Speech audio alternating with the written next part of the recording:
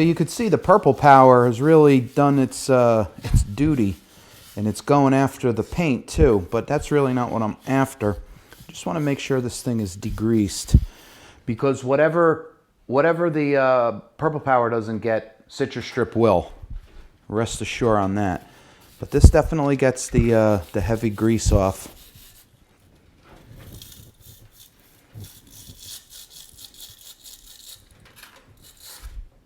Okay, we got that clean.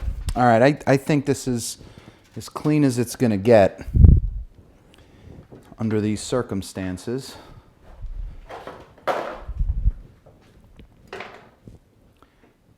And let's take this out and get it dried off.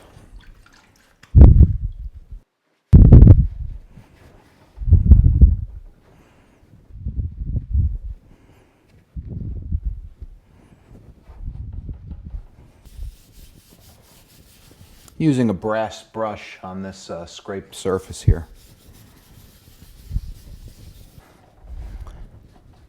So it looks like the purple power degreased this thing, although this wasn't really all that bad. But it degreased it, and I'm going to leave this stubborn paint on here for the Citrus Strip to take care of. And the Citrus Strip will do it good. All right, my hands are no longer dunking in the purple power, so I want to try to dry this off as best as I can so the degreaser doesn't really interact with the Citrus Strip. I'm not sure if one cancels the other out, but I'm just drying it.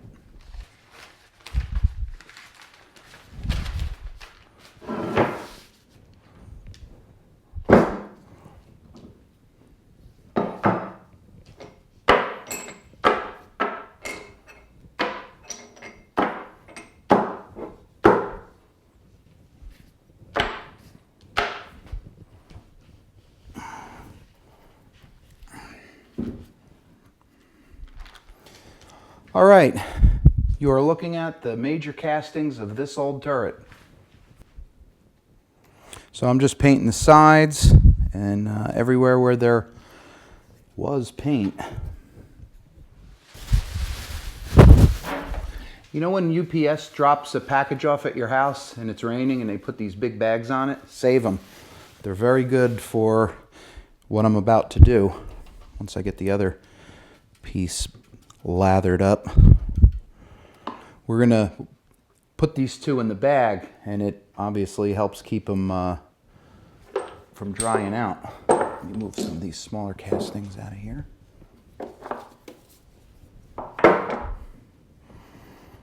All right, so we need two sides,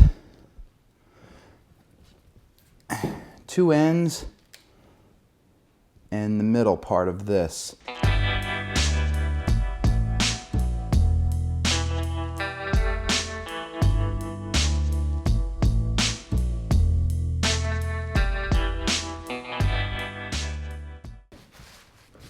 And there you have it. It's not it's completely super airtight, but it keeps most of the air out of there.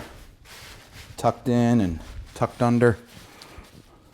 That will definitely help keep the stripper on there and not drying out.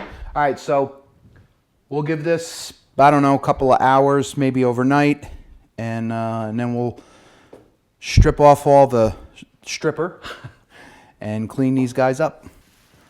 All right, it's the next day, and we're throwing away this plastic, and we're gonna see what we got here.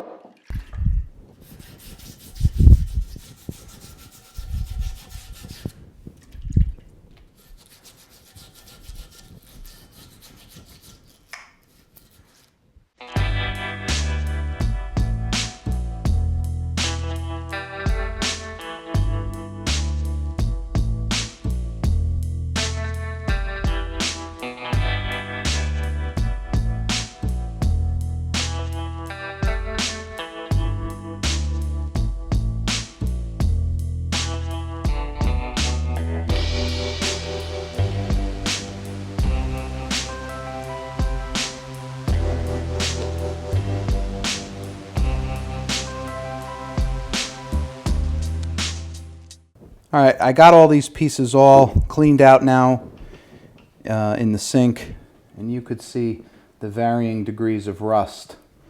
So these will be excellent candidates for some of the rust prevention and the rust remover. You could see this was a not so artistic brazing job, not done by me. Still see the crack there. I don't know, I might, just for aesthetics, like take an end mill and clean this face, make it flush, but I think maybe doing that might weaken this because just the part doesn't look like it's very well done. Yeah, I don't know, I might just have to opt to paint right over that and kind of leave the repair in place. So as I was saying before, this is how they attach this this bushing to the base of the turret. They use these holes, obviously, they screw them in place, and then once it's screwed down tight, they'll drill these smaller holes and put pins into the, in this case, the pins are in the base, and they're locating pins. And then, while that's in place, they'll drill and bore this out. So it's all, you know, it's permanently attached and custom fit. Here is the locking lever. You got some of these things, these three parts here are for the binder. So when you tighten it up, it locks it to the bed. And obviously this handle is very rusted. So you can see some metal shining through, wanting to peek out. It's like the sun trying to come out on a cloudy day. This is in very nice shape. It's not, there's no nicks or chunks taken out of it. The threads look nice and clean.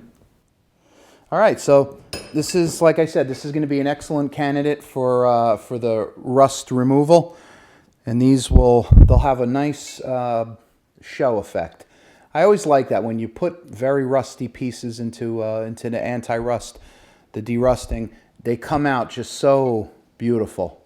And then we'll get over onto the buffer and we'll Scotch-Brite all these guys and make them look really nice. So now I'm preparing the rust remover, and we're using Metal Rescue Rust Remover Bath. This is concentrated stuff, and you pour 1 container per gallon of water. This is water-based, and it lasts 1 year, according to the manufacturer. So there you go. That is up a little tiny bit past the 1 gallon mark because obviously of this. Let's go back in the shop. We'll put our parts back in. So you could see some of these things. They rusted up quite a bit after the purple power. So in they go. Actually, first I want to put this guy in there. Look at that.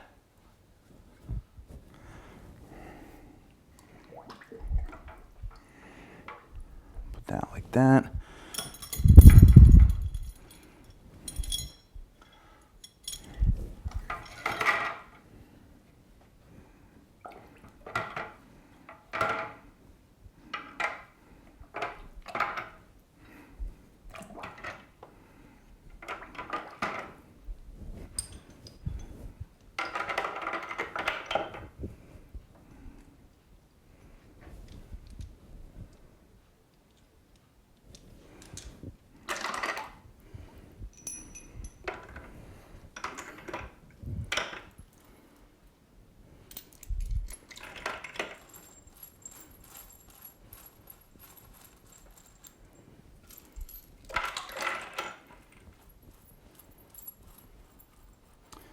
Be careful not to leave anything behind.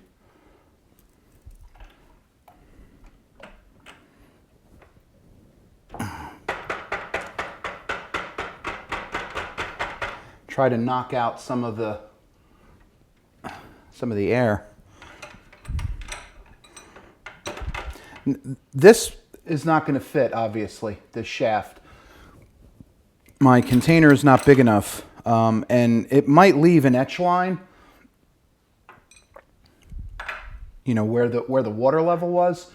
I really don't care about this. This is going to be underneath, it's going to be in between, and you're never going to see it. It's not even rusty, but I'm just putting it in anyway. The Gibbs, same thing with the Gibbs.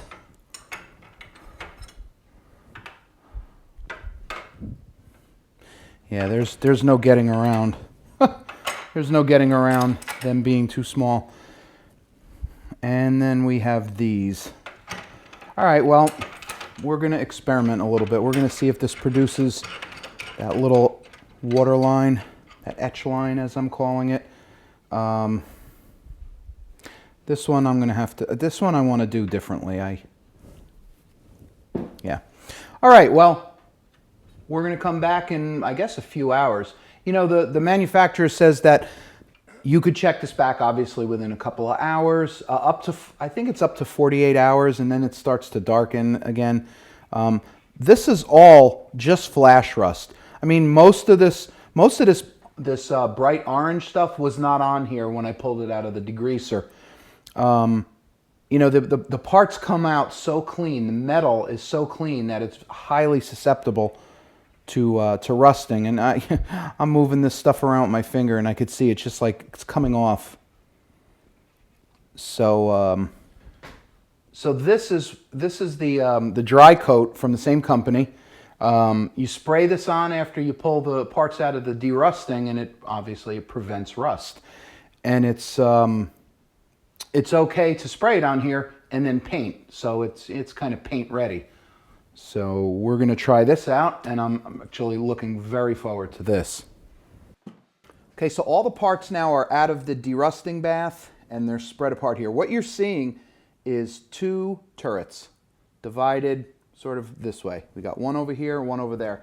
Most of the parts match up turret for turret. There are a few subtle differences, namely like the two binders for each one. These are different. Not sure why, but they're different. So let me bring you around. I'm going to go handheld here and give you a little peek, a little bit better of a peek of the parts. And then we're going to set up and we're going to buff these guys. All right, so here we go. We have the index turret, all the different parts,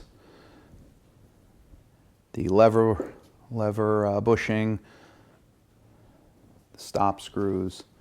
Look at this. This piece came out of derusting. It almost has a galvanized look. Very bright and clean.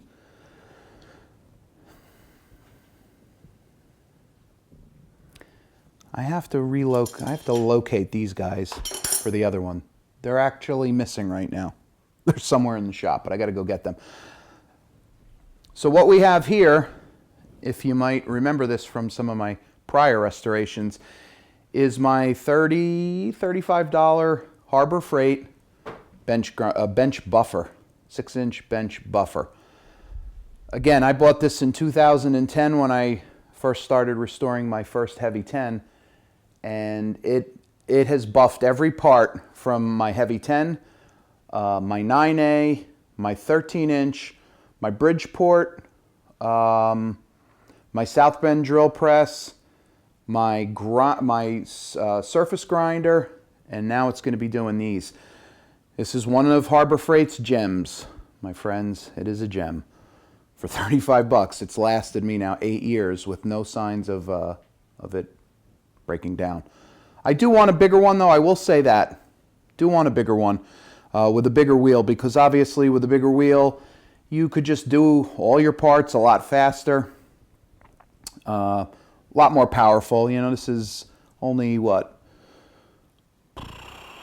I forgot how many horsepower. I forget. Maybe half a horsepower, a third of a horsepower. It's not very powerful. But yeah, so old reliable, tried and true. We're going to start getting these parts buffed up right now.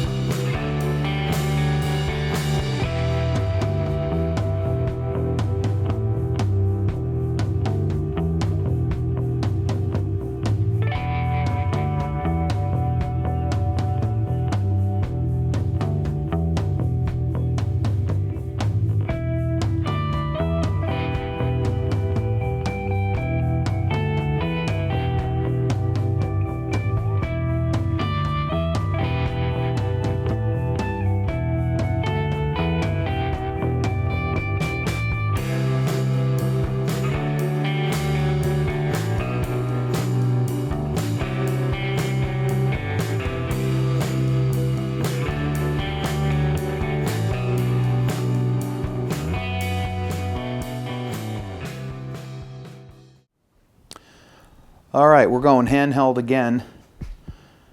We're done. We've buffed everything. Everything came out really nice. Now again, none of this is polishing. This is just buffing. You know, you're cleaning up all the nuts and bolts so everything goes together nice, you know.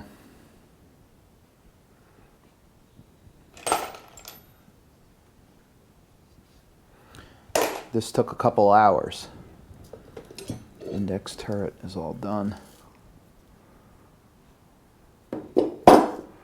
Now I just, you know, I cleaned up these edges. I'm going to paint these. These, I don't know if I'm going to paint these or not, to be honest. You know, things like this edge I buffed. This edge over here. So now the two turrets are divided by this guy right here. This is this one, and that's that one. I'm going to clean up now. And then I'll display everything out, you know, with that really nice kind of,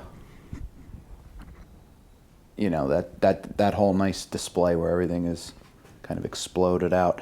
Look at the wheels. It wore down to nothing. It was probably about that big earlier. That is right next to the to the flange here.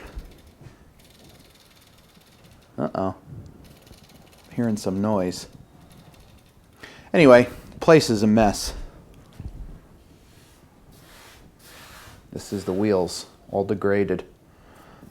So I covered the hardened up. I didn't want any of it. This is abrasive, so I did not cover the South Bend up, so I'm going to have to sweep this and vacuum it and get everything back to cleanliness here, my level of cleanliness. So let me do that, let me clean up, and then we'll get back and we'll set up everything in a nice exploded view.